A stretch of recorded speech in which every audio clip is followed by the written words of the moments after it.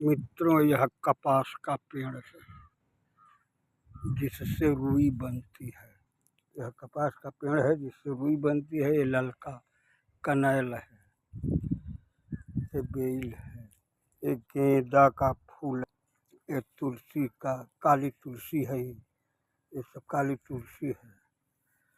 और ये जो है एक प्रकार का फूल है, इससे तेल बनता है और यह फूल ऐसा ही पीला फूलता है। एक चिड़ही है और वही फूल है। और ये जो है अपराजिता है, देखें ये अपराजिता है।